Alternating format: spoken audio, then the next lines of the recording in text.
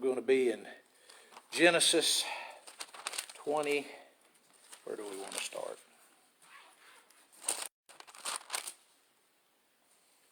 Middle of 29, I guess.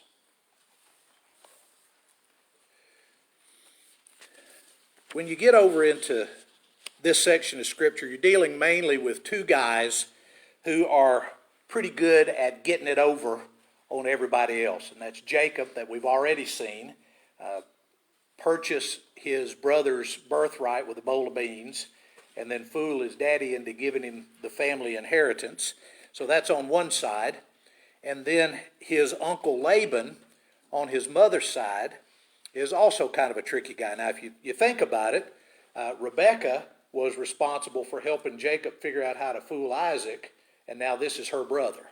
So he's got the same kind of family trait. He's good at fooling people and at doing what he wants to do to get what he wants.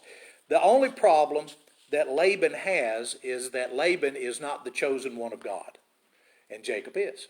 So since Jacob is the carrier of the promises, we looked at that a couple of weeks ago, that Jacob had inherited from Abraham and from Isaac the promises that God had given. And now in his generation, things are really going to blossom. We're going to go from generations where we had one son, Isaac born late in life, to a generation that had two sons, Jacob and Esau, born kind of late. Now we're going to have 12 sons, and those 12 sons will eventually be the 12 tribes of Israel. But this is going to be more of the same when it comes to the fact that these people were odd. They weren't from here. They didn't play by the same rules that you and I play by. But we'll look at the way that those 12 tribes of Israel came about kind of quickly tonight. We'll just run through it to see how things work out. All right, the beginning of chapter 29. Jacob makes it to Padan Aram. So he arrives near Haran, where his relatives live, and is looking for Laban and his family. He knows the name, he knows the location. To our knowledge, he had never met any of these people in his life, but they are his mother's family. So look down at verse 4. Jacob asked the shepherds who were there, "My brothers, where are you from?" They said, "We're from Haran." And he said to them, "Do you know Laban, Nahor's grandson?" "Yes, we know him," they answered. Then Jacob asked them, "Is he well?" "Yes, he is," they said. "And here comes his daughter Rachel with the sheep." "Look," he said, "the sun is still high. It's not time for the flocks to be gathered. Water the sheep and take them back to pasture." "We can't," they replied, "until all the flocks are gathered and the stone has been rolled away from the mouth of the well. Then we will water the sheep." Well, while he was still talking to them, Rachel came with her father's sheep because she was a shepherd. When Jacob saw Rachel, daughter of his uncle Laban, and Laban's sheep, he went over and rolled the stone away from the mouth of the well and watered his uncle's sheep. Jacob kissed Rachel and began to weep aloud. He had told Rachel that he was a relative of her father and a son of Rebekah, so she ran and told her father. I find their meeting interesting for a couple of reasons. Number one, what was Jacob's reputation growing up? Esau was a hunter and a rancher. What was Jacob? What was that phrase? Do you remember it? He loved to stay in the tents. That was his reputation. He stayed in the tent. He was a mama's boy. His mama loved him, and he loved his mama. Isaac was more partial to Esau, and Esau more partial to Isaac. But now, Jacob gets to this place where they're watering the sheep, and when Rachel shows up, he mans up and rolls the stone away and waters his uncle's sheep. It reminds me also of how Isaac got his wife, Jacob's mom, servant of Abraham, got to Padan Aram, got to Haran. He prayed to the Lord, "When I ask for water, then have the woman say, not only will I give you water, but I'll water your animals as well." So that was maybe the same set of wells, maybe the same spot that the servant found Rebekah. Now Jacob has found Rachel. And it doesn't say that it was love at first sight, but we do know that Rachel was good looking, and he did man up and move the stone. So we see the first meeting Move down to verse 13. As soon as Laban heard the news about Jacob, his sister's son, he hurried to meet him. He embraced him and kissed him, brought him to his home, and there Jacob told him all these things. Laban said to him, "You are my own flesh and blood." So after about a month, Laban said to him, "Just because you're a relative, should you work for me for nothing? Tell me what your wages should be." Now here's a wise young man. Laban had 2 daughters. The name of the older was Leah. The name of the younger was Rachel.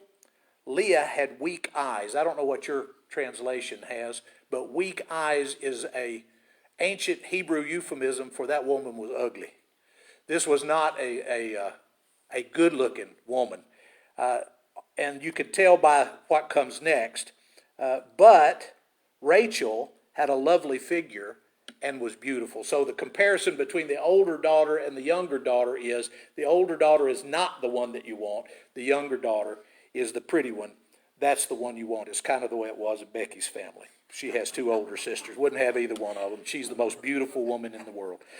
So Jacob was in love with Rachel. They've known each other a month. She is his first cousin. He says to his uncle, "I'll work for you 7 years in return for your younger daughter, Rachel."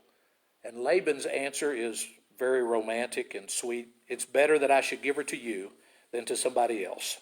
So stay here with me." And Jacob served 7 years to get Rachel, but they seemed like only a few days to him because of his love for her. The man worked 7 years. And the price of the 7 years was not great wealth. It was not more flocks and herds. It was Rachel. So Jacob loves Rachel. What does that tell you about Rachel's future in having children? Abraham marries Sarah. Sarah has trouble having children. Isaac marries Rebekah. Rebekah has trouble having children. Jacob falls in love with Rachel. Rachel will have trouble having children. Again, it goes with the promise. God is going to bless them, but God is going to bless them in his own way, in his own time. So this is not going to be Jacob has made this great deal and he gets a great wife and she has lots of kids and, end of story. This is going to be a struggle, always a struggle, so that God can show his will through the life of these men and their families. So, Jacob said to Laban, "Give me my wife.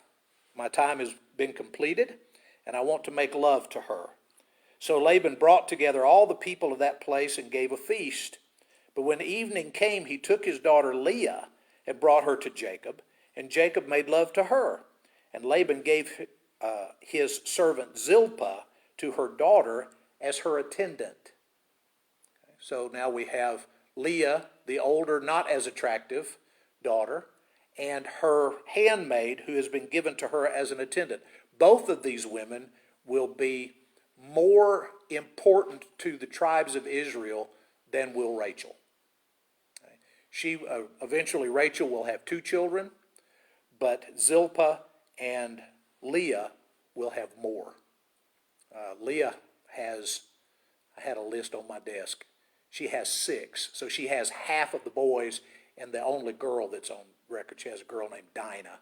But Leah will have many more children than does Rachel. Zilpah also will have more. Verse 25, when morning came, there was Leah. So Jacob said to Laban, "What is this that you've done to me? I served you for Rachel, didn't I? Why have you deceived me?" And again, this is a family that does these things. And so Laban does not apologize. He makes an excuse, right? It wasn't our custom here to give the younger daughter in marriage before the older one. So finish this daughter's bridal week, and then we will give you the younger one also, and in return for another 7 years. Okay, so you worked for 7 years, and your reward for your 7 years of labor is the daughter you didn't want. So now you're going to work 7 more years, but I'm going to go ahead and give you Rachel up front. So while you're working the extra 7 years, you'll have Rachel for your wife. So he's going to have 2 wives and 2 handmaids who will be the mothers of all of the tribes of Israel. These 4 women together will all be the mothers of them. His servant Bilhah for Rachel. So Jacob made love to Rachel also, and his love for Rachel was greater than his love for Leah, and he worked for Laban another 7 years. So that's how we get the nation of Israel is brought together by intrigue, and I don't guess he actually lied, but by stealth. Right? Laban stealthily gives Leah away in marriage, so he's got her off his list. He doesn't have to take care of her anymore. And then he gives Rachel and 2 handmaids, so all 4 of these women will be the mothers of the 12 tribes. And there are rules about how you treat multiple wives. And Becky and I have had this discussion on several occasions, and she doesn't like to have it because her answer is, you just don't do it. But they did, and they had rules for it. One of the rules, and it seems to have been true even before the law of Moses was given in Padan Aram, and that was that you had to treat them with some level of equality. You have a bridal week, so you have to stay with Leah for her bridal week. You have to give her every opportunity to become pregnant. In those days, the whole idea of marriage was to procreate. How many children can we have? The rules were you had to give equal time and attention to the wives. Right? So Leah has to have equal opportunity to have children along with Rachel. Leah is fertile and does well with having children.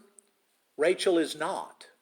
But it will never be enough for Leah, no matter how many children she has, because what she wants is for Jacob to love her, and he's not going to.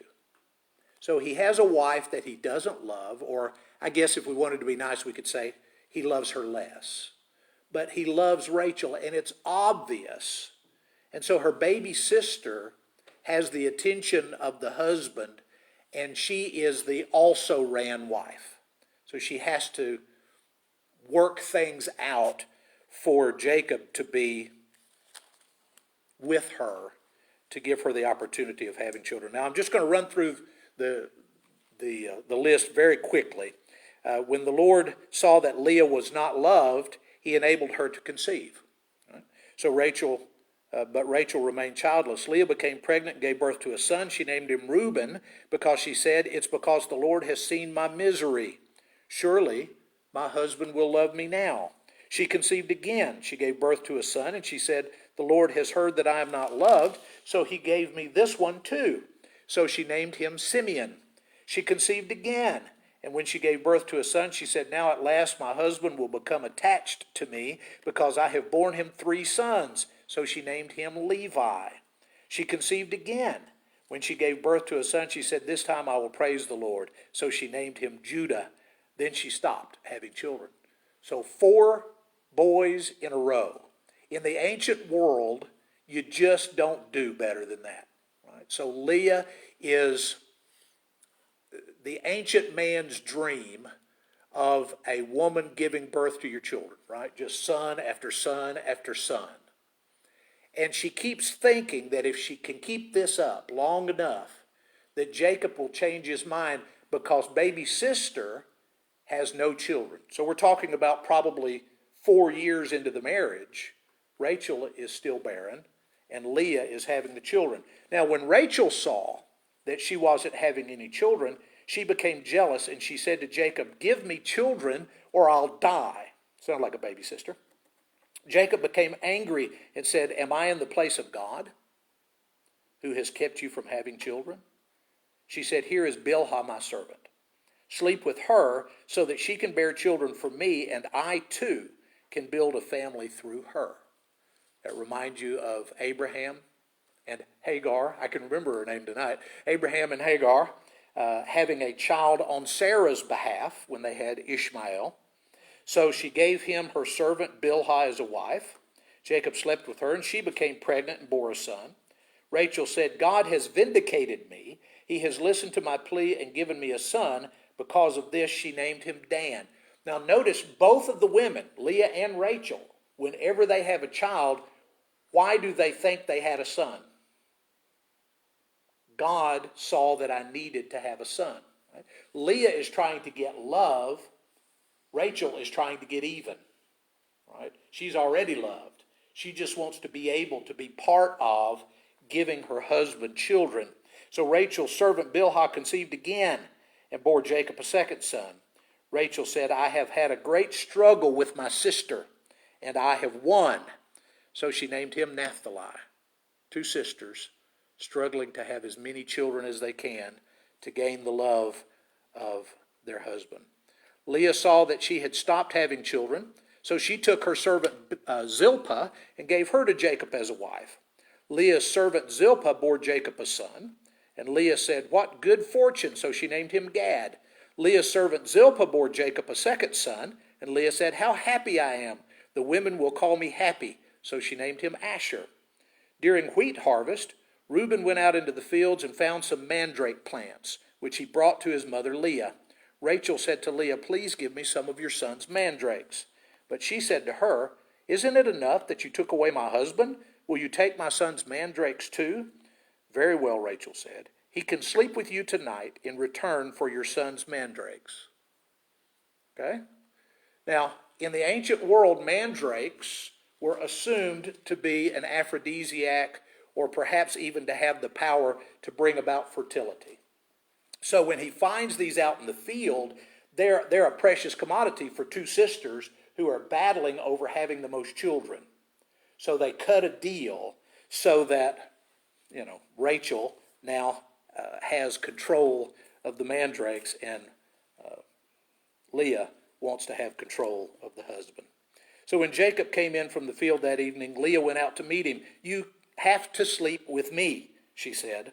I have hired you with my son's mandrakes. So he slept with her that night. Can you imagine the kind of... They don't have any soap operas that are this involved, do they? I hope not. But this family relationship is, generation by generation dysfunctional. And now Jacob has continued that, but the offspring, you just look at this list, the offspring that they are having, these are the 12 tribes. And we've already seen two of the most important tribes of Israel born. Right? You have the tribe of Levi, who has already been born, and you have the tribe of Judah that has already been born. Levi is the priestly tribe. Who came from the tribe of Judah? Messiah did. Right? So Jesus comes from Judah. Both of those are from Leah's children, not from Rachel's. So on it goes, and eventually you get down to the end of the list. Look at verse 22. God remembered Rachel. He listened to her and enabled her to conceive.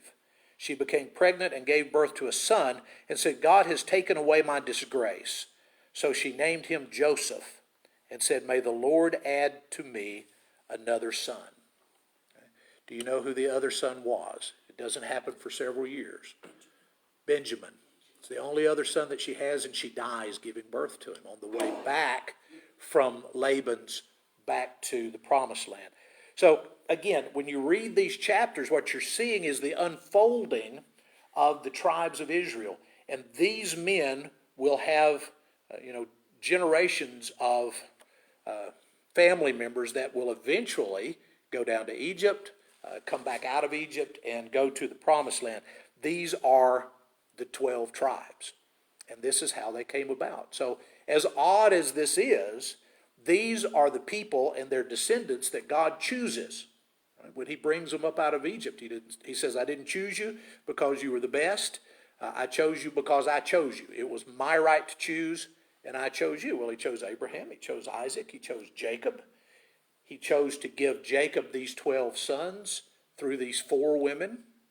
And eventually, he chooses them to be his own and brings them up out of Egypt. We'll talk more about that as we go. But one more thing tonight. We talked about Levi. We talked about Judah. But who is the most important son to this generation? Not, 400 years in the future, but who is the most important son to this generation of Jacob's family? Joseph. It's Joseph, right? And who is Joseph born to? That's Rachel's son, right? So after all of this struggle and, buying and selling the husband's services, all the things that they did, finally God opens up her womb, and the son that she has is the son. Right? So every generation we see it unfold.